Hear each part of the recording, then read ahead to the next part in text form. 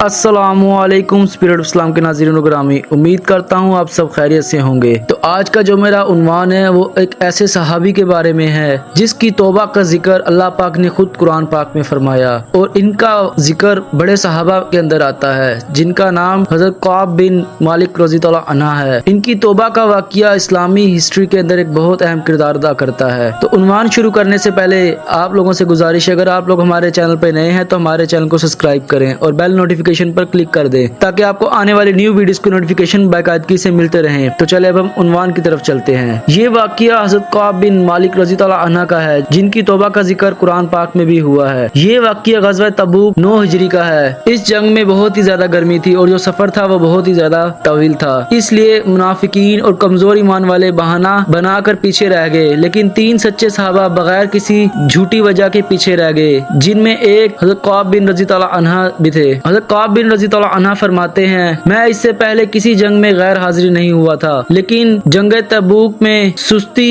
कर बैठा। मैं दिन को तैयारी का सोचता लेकिन शाम तक कुछ न करता, यहाँ तक के लश्कर रवाना हो गया और मैं पीछे रह गया।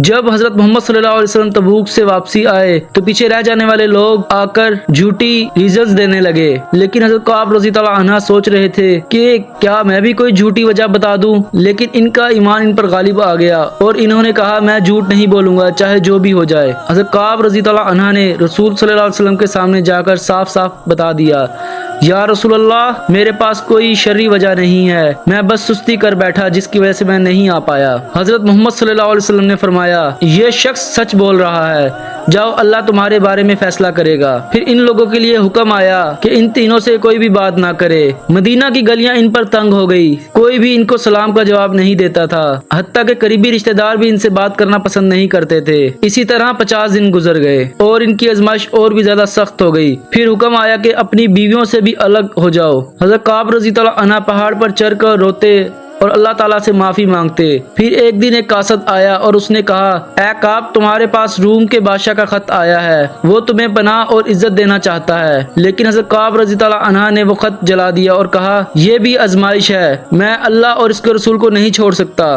50वें दिन फजर के बाद एक शख्स दौड़ता हुआ आया और खुशखबरी दी, ऐ कअब, तुम्हें खुशी हो, अल्लाह ने तुम्हारी तौबा कबूल कर ली है। हज़रत कअब रज़ी अल्लाह अन्हा फौरन मस्जिद नबवी में पहुंचे, जहां रसूलुल्लाह सल्लल्लाहु अलैहि वसल्लम ने चेहरे पर मुस्कुराहट के साथ फरमाया, ऐ कअब, तुम्हारे लिए आज तुम्हारी पैदाइश के दिन से बढ़कर खुशी का दिन है। अल्लाह ताला ने सूरह तौबा के अंदर इनकी तौबा का जिक्र फरमाया है और इन तीनों पर भी अल्लाह ताला ने रहम फरमाया जिनका फैसला मौखर कर दिया गया था। यहाँ तक कि जमीन अपनी फराखी के बावजूद इन पर तंग हो गई और इनकी जानें भी इन पर तंग हो गई, और वो जान गए कि अल्लाह से बचने की कोई भी पनाह नहीं सिवाय इसी के। फिर अल्लाह ने इनकी तौबा कबूल की ताकि वो तौबा करें। बेशक अल्लाह ताला ही तौबा कबूल करने वाला और मेहरबान है। तो नाज़रीनो ग्रामी, इस वाक़े से हमें कुछ सबक मिलते हैं। एक ये कि सच बोलना कड़वा होता है मगर इसका अंजाम मीठा होता है, और दूसरी ये कि गुनाह के बाद मायूस ना हो बल्कि अल्लाह की तरफ रुजू करो, और तीसरा ये कि ईमान की हिफाजत दुनिया की किसी भी